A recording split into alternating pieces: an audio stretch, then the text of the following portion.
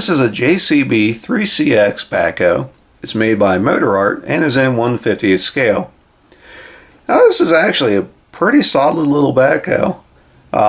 Some things are pretty good on it, some things are not so good, but just sitting on the shelf as it is, it looks fantastic. Motorart did a really good job with just the overall details. I like the stainless stack there. It looks really good. Just like on the Volvo backhoe, the cab interior is just excellent. Like Motorart just kills it with the cab interiors. They're really good. The cab glass and everything's really good. The handles and the mirrors and lights, like all that is just really well done. It's hard to beat. The steps here are really well done. It's hard not to find something to like. You know, as far as the cab goes, I mean, it's really really pretty good. As far as the loader, that's pretty fair, I guess. It's got a good range of motion, but it's just like the Volvo, where it'll kind of droop down a little bit if you don't find the right place for it. If you put it all the way up, it'll hold itself, but otherwise, it's well, now it's holding itself. Ah, there it goes. It just it don't really have enough resistance to hold itself. As far as the bucket, it's made up to look like it's a 4-in-1 bucket, but it doesn't function, which is interesting.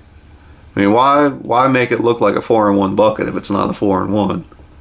I mean, just make it a regular bucket, you know? Anyway, I guess that's nitpicking.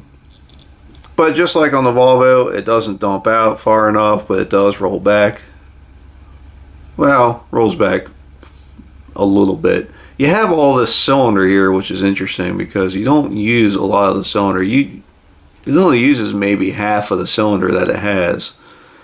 But it looks pretty good. Like I said, it displays very well.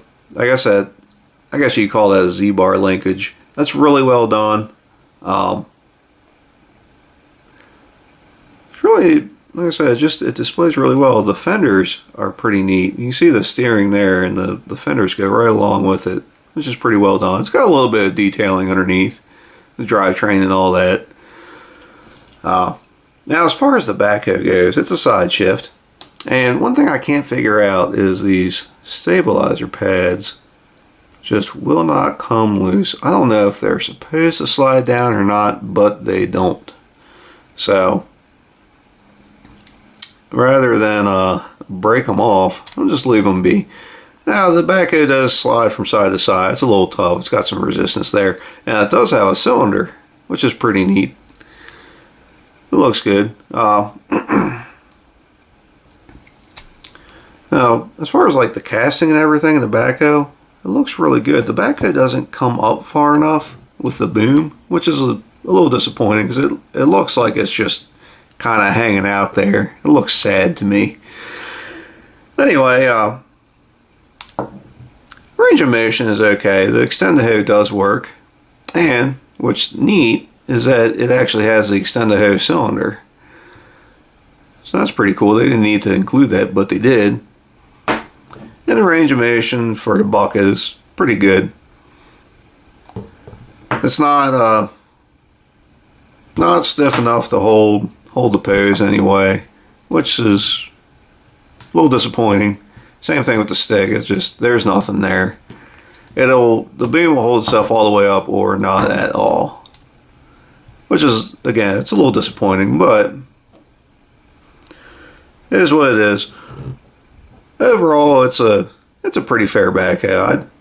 Like I said, it displays well on the shelf, but if you really want to get it into different poses or configurations or whatever, it might be a little disappointing. But just sitting on the shelf, though, it looks fantastic. Like I said, the inside of the cab, you can't beat it. It's fantastic. It's so well done. It's just everything else where you start to get a little disappointed. Anyway, that's about all I have for that. If you'd like to see what else we have, please subscribe to Maryland Construction Diecast. If you have any questions or comments, feel free to ask. And as always, thanks for watching.